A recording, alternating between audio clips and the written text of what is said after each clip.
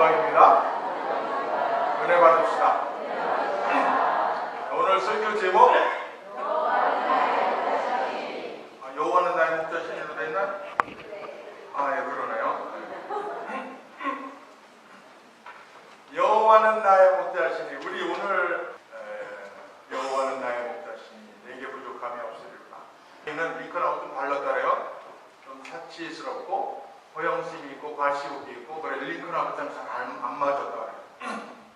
사루는 그 대통령 부인이, 영부인이 링컨을 빗자루로 막 때리기 시작했어요. 링컨이 한 말 뭐라고 해야 됐을 것 같아? 한번 얘기해봐. 링컨이 뭐라고 그랬을 것 같아? 부인이 이 대통령인데 빗자루로 막 때렸어요.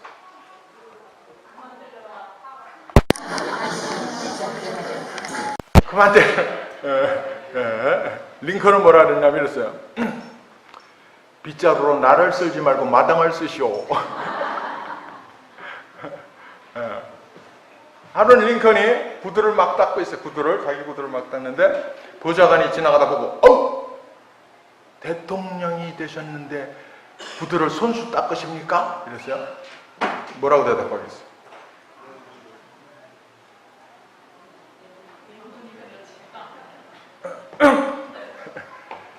링컨은 뭐라고 대답하냐면, 링컨이 뭐라고 하냐면, 아니 대통령이 되어서까지 내 구두 말고 남의 구두까지 닦습니까? 내 구두만 닦는다 이거. 내 구두만. 우리 그리스도인은 달라야 합니다. 성도는 달라야 해요. 아멘. 한번 따라. 성도는 달라야 한다. 성도는 생각하는 것이 달라야 한다. 성도는 말하는 것이 달라야 한다. 성도는 행동하는 것이 달라야 한다. 아멘. 달라야 돼. 생각하는 거, 말하는 거, 행동하는 게 달라야 돼. 특히 다른 사람아, 불신자는 생각하지 않는 게 있어요. 믿음이라는 거에 별로 생각하지 않아. 자, 우리는 믿음에 대해서 생각을 해야 돼. 자, 믿음이 뭐예요? 여러분, 믿음이 뭐예요? 하나님의 성질. 야, 박수 한번 쳐줘요. 박수. 지금까지 예수님을 믿으면서 믿음에 대해서 생각해보지 않으셨단 말이에요. 생각해봐야 돼. 믿음이 뭔가 생각해야 돼. 네. 믿음. 자, 제가 한번 얘기할게요. 여러 사람들이 믿음에 대해서 생각한 걸 제가 한번. 믿음은 선택이 아니라 수용이다. 아멘이 되시면 혹시 생각하고 이해가 되고 아멘 되시면 아멘 하셔요. 믿음은 고르는 것이 아니라 받아들이는 것이다. 이 선택이 아니라 수용이라는 거예요. 믿음은 신앙의 문이다. 출발점이다. 아멘이 안 되시네. 네? 믿음은 나와 적군을 비교하는 것이 아니라, 적군과 나를 비교하는 것이 아니라 적군과 하나님을 비교하는 것이다. 이렇게. 믿음은 적을 바라보는 것, 문제를 바라보는 것이 아니라 하나님을 바라보는 것이다.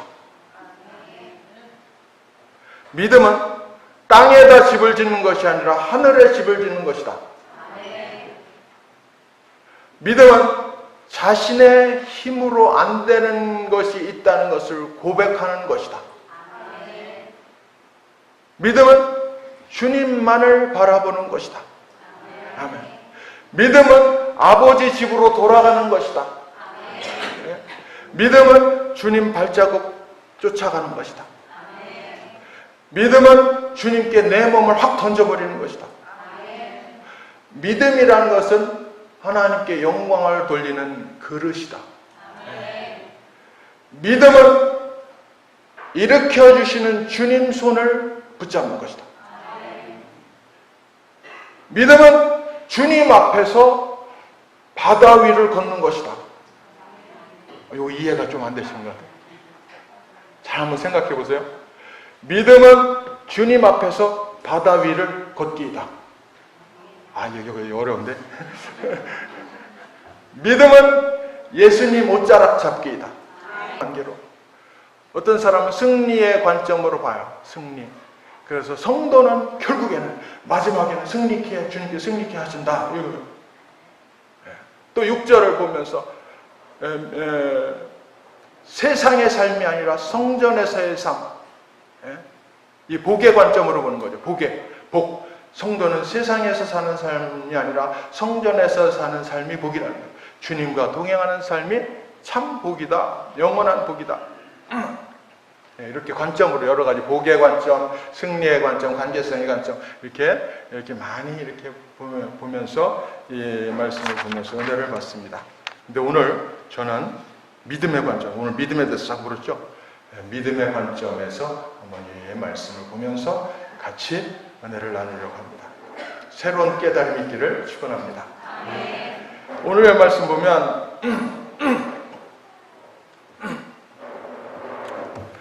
1절, 2절이에요. 1절, 2절. 한번 같이 봉독해 볼까요? 시작. 여호와는 나의 목자시니 내게 부족함이 없으리로다. 그가 나를 푸른 풀밭에 누이시고 쉴만한 물가로 인도하시는도다. 아멘. 공동번역 성경을 하면 야훼는 나의 목자 아쉬울 것 없어라. 푸른 풀밭에 누워 놀게 하시고 물가로 이끌어 쉬게 하시니 지쳤던 이 몸에 생기가 넘친다. 근데 여러분 이 말씀에 은혜가 되세요? 혹시 걸리지는 않으세요?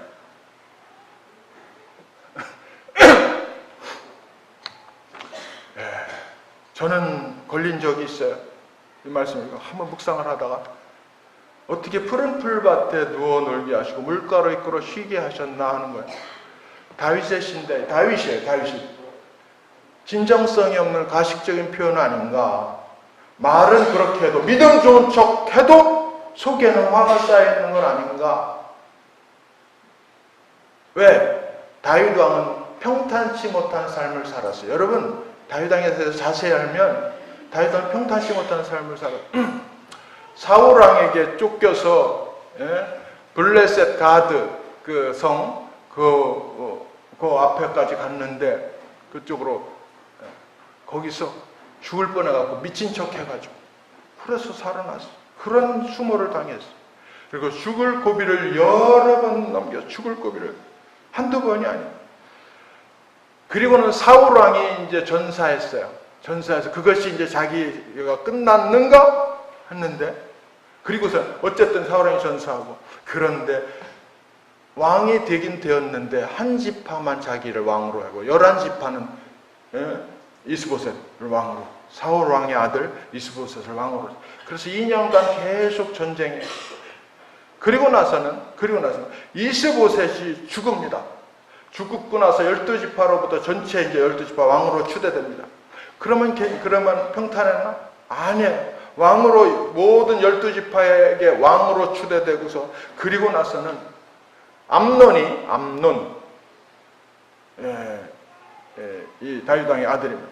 암논이 이복 동생 다말을 강간합니다.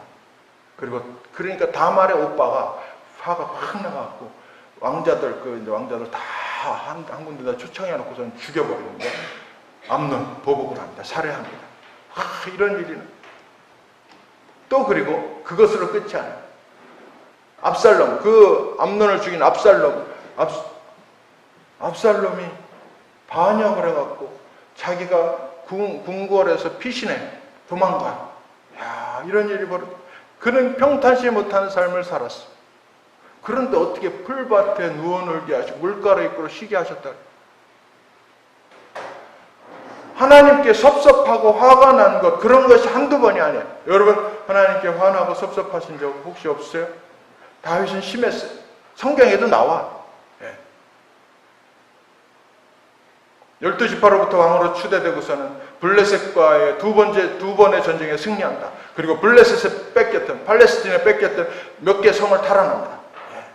그때 그러니까 여부스 성, 지금 예루살렘도 그때 이제 뺏고 수도로 정하고 나라가 안정되는 것 같았어. 나라가 안정되었어. 그리고 한 일이 뭐냐면 기럇여아림의 변방에 있던 그 법궤를 예루살렘으로 다 옮겨온 잘한 일이에요.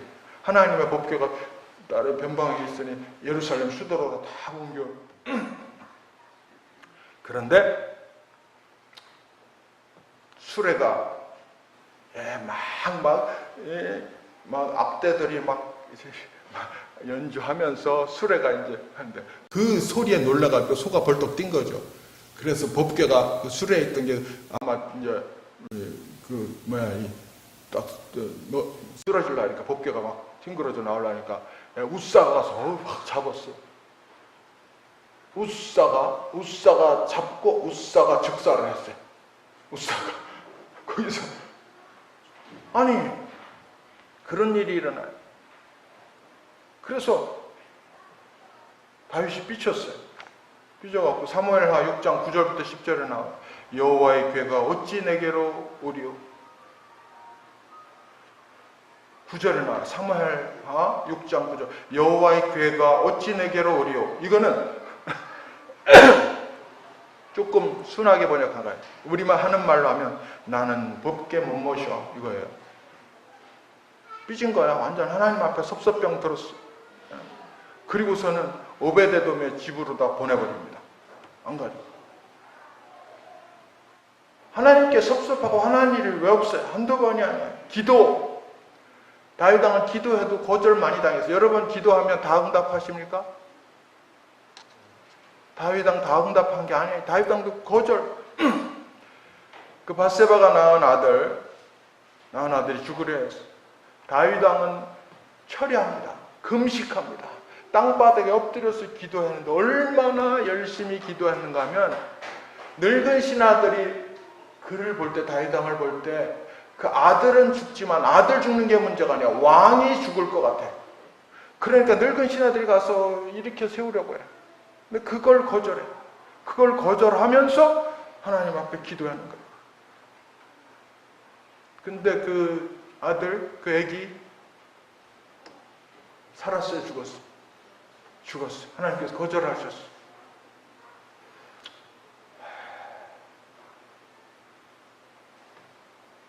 자식 취직 안 돼서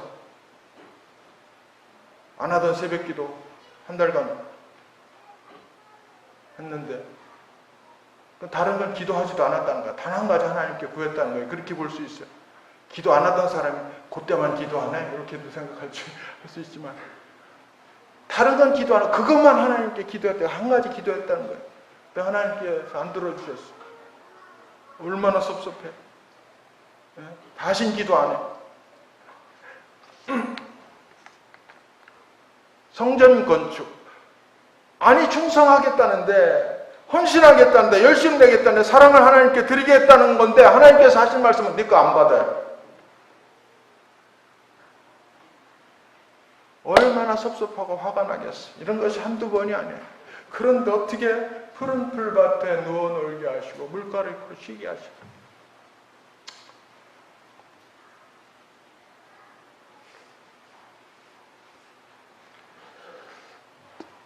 사랑하는 성도 여러분, 오늘 이 말씀 속에서 다윗이 깊게 하나님의 사랑을 느낀 것을 함께 느끼는 시간이 되시기를 축원합니다. 우리 하나님은 사랑의 하나님이죠. 다윗을 가장 좋은 길로 인도하는 가장 좋은 길이 뭐예요? 여러분 인생에서 가장 좋은 길이 뭐예요? 가장 좋은 길은 주님이 함께 하시는 길인 줄 믿으시기 바랍니다. 가장 좋은 길은 주님이 함께 하신 길이에요. 가장 좋은 길은 돈 길이 아니야. 권력 길이 아니야. 명예 길이 아니야. 인기 길이 아니야. 가장 좋은 길은 하나님께서 함께 하는 길이에요. 힘들 때, 근데 아주 염려할 때, 사면초가일 때 하나님이 계신가 안 계신가라는 생각이 슬금슬금 내 머리를 지배하려고 할 때 아니 사실은 힘들 때보다 위험할 때보다 기도했는데 응답하지 않으실 때가 더 힘들어요. 힘들 때 위험할 때는 기도해서 하나님께서 들어주시리라는 희망이나 있어요. 근데 기도했는데도 하나님께서 들어주시지 않으면 희망도 없어져. 거절당하는. 그러나 하나님은 변함없이 다윗을 사랑하시고 붙잡고 계셨어요. 여러분, 다윗의 장점 중에 하나는 하나님께 삐졌어도 예배는 안 빠진다는 거예요. 하나님께 섭세병이 들었어도, 기도 응답하시지 않았어도 기도 쉬지 않는다는 거예요. 아니, 더욱 기도해요. 더욱 죄악. 성령님께서 역사하셨어요. 다윗이 지나온 삶을 돌아보게 하셨어요. 다윗은 지나온 삶을 돌아볼 때 놀랍게도 자기를 인도하신 하나님 목자이셨어요. 자기는 아무것도 모르는 근시안적인 연약한 양이었어요. 그리고 주님은 푸른 풀밭에 누워 놀게 하시고 물가로 이끌어 쉬게 하셨어요. 평탄치 못한 삶 속에서 죽을 뻔하는 가운데서 안전하게 지키셨어요. 평탄치 못해서 위험해서 그럴 때마다 보호하시고 지키시고 승리케 하셨어요. 적들을 물리쳐 주셨어요. 주님께서 막아주셨어요. 주님께서 막고 주님께서 피하게 하시고 그 길을 슬쩍 피하게 하시고, 그리고 적들이 보란 듯 상을 주셨어요. 상을 차려주셨어요. 하나님께 섭섭하고 화나는 것, 하나님이 잘못된 것으로 알았는데 돌아보니까 하나님이 옳았어. 내 기도 안 들으신 것, 안 들어주신 것이 더 좋은 거예요. 나보다 나를 더 잘하시는 주님이셨어요. 그래서 내 욕심을 제거해 주시고 실패하지 않는 인생으로 가게 하셨어요. 내 기도를 그때 들어주셨다면 나는 실패하는 인생 쪽으로 갔을 건데, 기도를 들어주시지 않아서 실패하지 않는 인생길로 틀어주셨어요. 내가 분수 없이 하나님께 욕심을 부린 것이었어요. 하나님께서는 이미 많은 것을 주셨는데 더 달라고 하면서 섭섭했던 것이었어요. 하나님께 그리고 화를 낸 것이요. 내 주제에 지금 주신 것 과분한 것인데, 과하게 주신 것인데 더 달라고 한 것이었어요. 여러분, 사도 바울이 하나님 앞에 3번이나 간절히 기도했어요. 간구했어요. 그러나 하나님께서 거절하셨어요. 여러분, 다 들어주시는 거 아니에요. 하나님께서 거절하셨어요. 하나님께서 뭐라고 하냐면 내 은혜가 내게 족하도다. 여러분, 기도 안 들어주시면 한번 생각해 보세요. 내 은혜가 내게 족하다.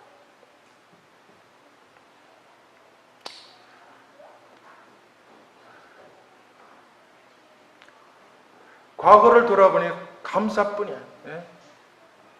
그리고 앞으로 주님과 함께하는 것만이 행복해. 예? 그게 6절이에요. 6절. 5절까지의 고백이 거짓이 아니라는 게 6절에 증명된 거야. 6절. 예? 주의 선하심과 인자하심이 반드시 나를 따르리니, 저는 이거 공동번역 성경으로 한 거 굉장히 더 좋아요. 이 번역이. 주의 선하심과 인자하심이 반드시 나를 따르리니, 요거를 뭐라고 번역하냐면 한평생 은총과 복에 겨워 사는 이몸 영원히 주님 집에 거하리이다. 네? 사랑하는 성도 여러분, 믿음은 하나님께 과거와 현재를 하나님께 감사하고 미래를 주님께 맡기는 것입니다. 왜? 주님의 사랑이 변치 않기 때문에 그렇습니다. 여러분이 과거와 현재를 하나님 앞에 감사하고 미래를 주님께 맡기는 삶이 되시기를 축원합니다. 네. 그렇게 될 때 그런 사람 불평하지 않고 감사만 있어요. 감사.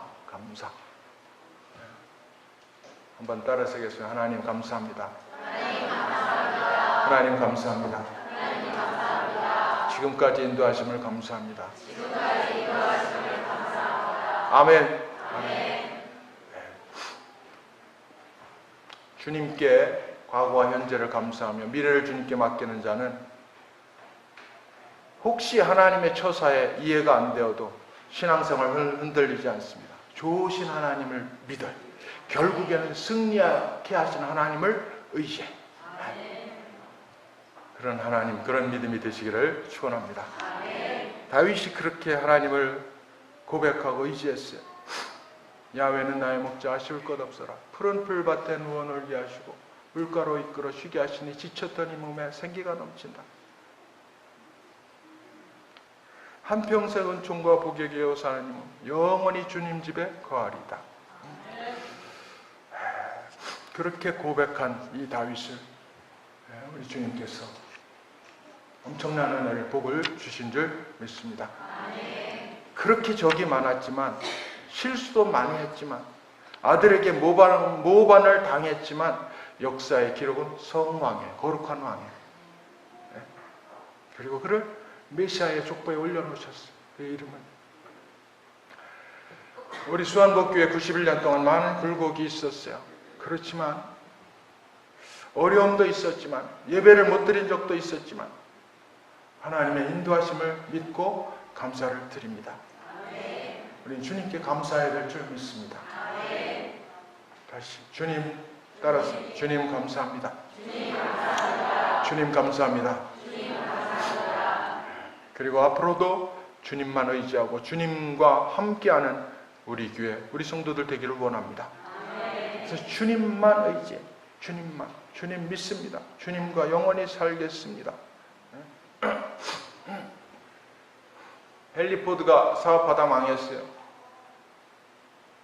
그의 아내가 뭐라고 얘기했겠어요? 그러니까 내가 하지 말라고 그랬죠. 이렇게 할 줄 알았죠? 사업하다 망했어요. 아내가 그러니까 내가 하지 말라고 그랬지. 이렇게 얘기하세요. 그의 아내는 뭐라고 얘기를 하냐면, 여보 다시 시작해봐요. 저는 언제 어디라도 당신과 함께 가겠어요. 여러분, 이게 사랑이고 믿음이에요. 그러니까 사랑은 믿음이에요. 믿음이 없으면 사랑이 아니에요. 사랑은 믿음이에요. 주님 사랑하면 믿는 거예요. 한번 따라서 하겠습니다. 주님, 앞으로 항상 주님과 함께 하겠습니다. 여호와의 집에 영원히 살겠습니다. 아멘. 기도하겠습니다. 우리 주님께 감사합니다.